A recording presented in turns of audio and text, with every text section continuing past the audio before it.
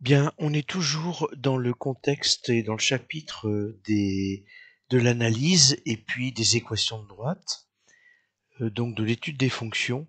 Et je voudrais aborder l'exercice 26. Alors, je ne l'ai pas pris en entier, mais à partir de 2 points, je peux déterminer l'équation d'une droite. Alors, quand j'arrive en cours, vous vous souvenez, je vous mets en haut le tableau à droite les formules que vous utilisez et que à terme vous devrez savoir. Donc s'il vous plaît, apprenez-les. Alors tout d'abord, je vous ai mis cette, cette équation-là, c'est ce qu'on appelle l'équation cartésienne d'une droite. Alors si je vous l'ai mise parce que après je vais aller sur GeoGebra et puis sinon, vous pouvez stopper la vidéo si vous voulez. Vous êtes avec un papier de brouillon et puis rédigez-moi l'équation réduite d'une droite, normalement, euh, donc si vous savez pas, ben, continuez, sinon stoppez la vidéo, écrivez, et donc normalement, vous devriez avoir y est égal à ax plus b. Je vous rappelle que a c'est le coefficient directeur, et ça c'est l'ordonnée à l'origine. Bien, donc en fait, ici, en cours, je vous mets euh, une autre formule, c'est A égale, donc je vous rappelle, l'aide à la structure, au coup d'œil, un trait de fraction, donc je vais vous en mettre deux, vous verrez pourquoi, et puis j'ai deux signes moins, et ensuite, je vais écrire YA moins YB sur XA moins XB, ou bien YB moins YA sur XB moins XA. La formule fonctionne aussi bien si je commence par le point A puis le point B. Donc si je calcule la différence entre le rapport des différences entre les ordonnées des points A et B, et la différence par la différence des abscisses A et B, ou bien le rapport de la différence des ordonnées de B et A par la différence entre les ordonnées des abscisses de B et A. Ça, vous faites comme vous voulez, comme bon vous semble. Si vous faites des études, je vous rappelle, vous avez intérêt à regarder dans quel sens on va, ou notamment dans le sens de la lecture. Et au niveau des vecteurs, je vous rappelle, ça va certainement dire des choses à certains. Pour calculer les coordonnées d'un vecteur, on fait toujours fin moins début. Donc ici, qu'est-ce que je vais faire? Eh bien, je vais reprendre mes 2 points. Donc j'ai le point A de coordonnées 2, moins 7, et B, le point de coordonnées moins 1, 8. Et qu'est-ce que je vais faire? Eh bien, je vais calculer A d'une manière ou de l'autre. Alors, A, dans un premier temps, on a dit que c'était la différence entre les ordonnées et les abscisses. YA, en fait, je l'ai là, YA. Là, j'ai YB, là, j'ai XB, là, j'ai XA. Hein, l'abscisse de A, l'ordonnée de A. Donc, ça me fait moins 7, moins 8 sur 2, moins 1. Donc, si je continue, en trait de fraction, je vais avoir moins 7, moins 8, moins 15. Et ici, un signe moins devant une parenthèse fait que je change tous les signes de toutes les valeurs à l'intérieur de la parenthèse. J'en ai qu'une.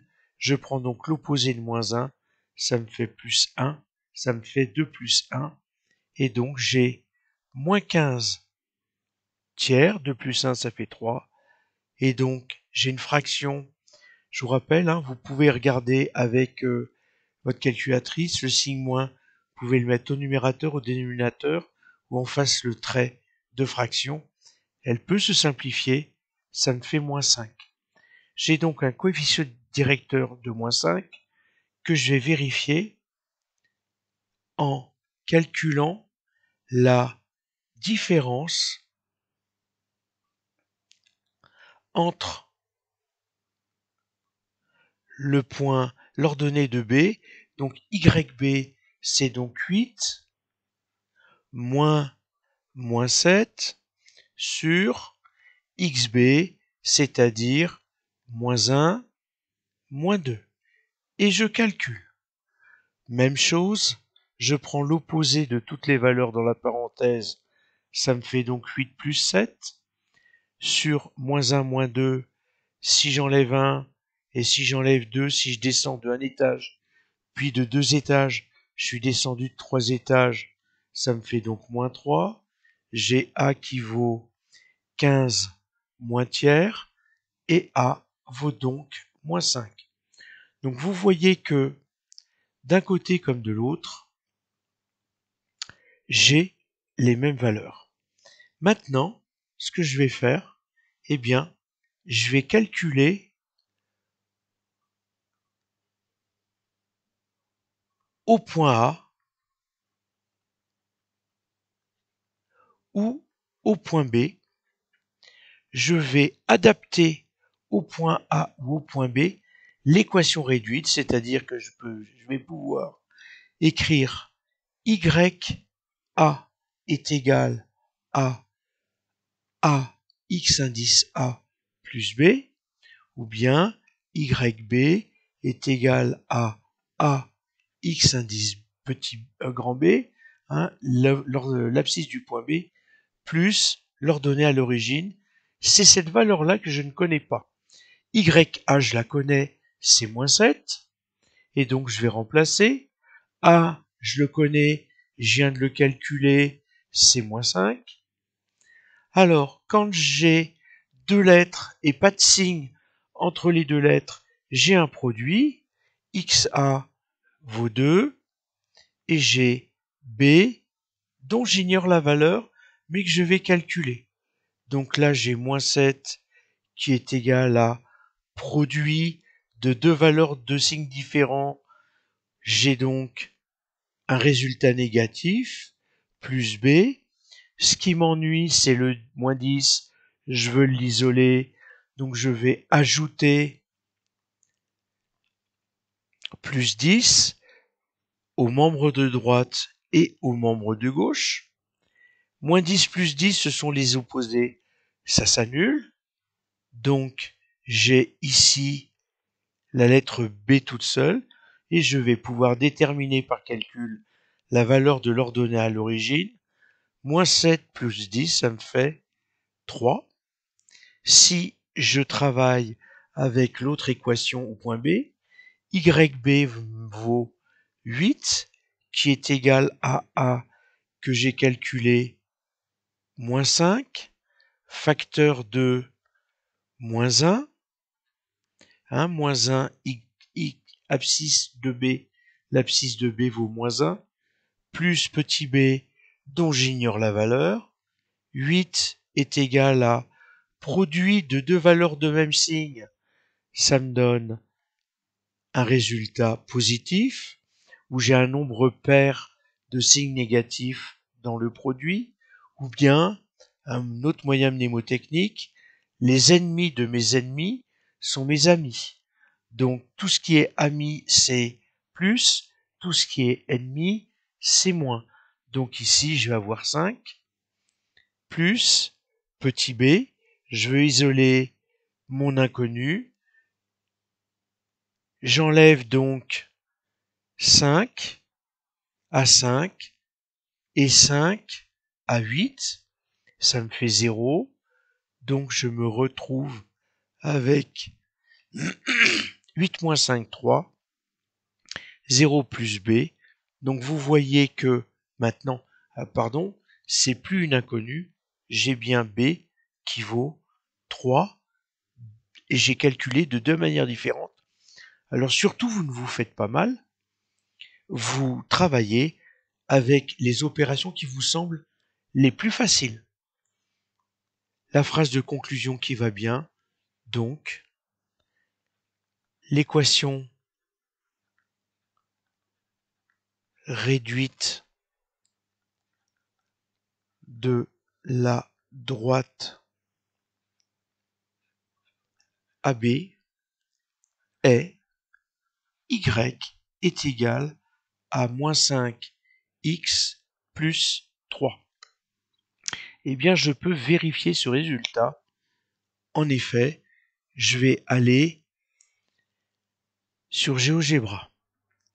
Donc, il me faut reprendre ça. J'ai GeoGebra. J'ai placé mon point A, mon point B. Alors, le petit souci, il est que j'ai pas forcément la place de tout voir, mais c'est pas grave.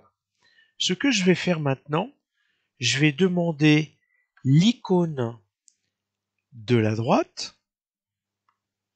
Je vais demander une droite et je vais dire je veux qu'elle passe par A et B. Donc là, regardez, si je déplace mon graphique, ma droite est passée par A et par B. Pardon. Je remets les points. Vous voyez que j'ai mon équation. Mais GeoGebra est programmé en quelque sorte pour donner l'équation cartésienne. Alors, je mets la main ici parce que normalement en France, on écrit l'équation cartésienne de cette manière. De la même manière, je vais vous faire remarquer que c'est pour nous une faute. Dans le livre où vous aviez l'exercice, il n'y a pas de égal entre la lettre du point, désignant le point. La lettre est écrite en majuscule d'imprimerie. Ensuite, vous avez l'abscisse l'ordonnée. Donc ici, ce que je vais faire, comme j'ai tracé ma droite, je vais prendre les 3 points et je vais aller à propriété. Donc j'ouvre un tableau ou une feuille en quelque sorte avec plein d'onglets et je vais aller à l'onglet algèbre.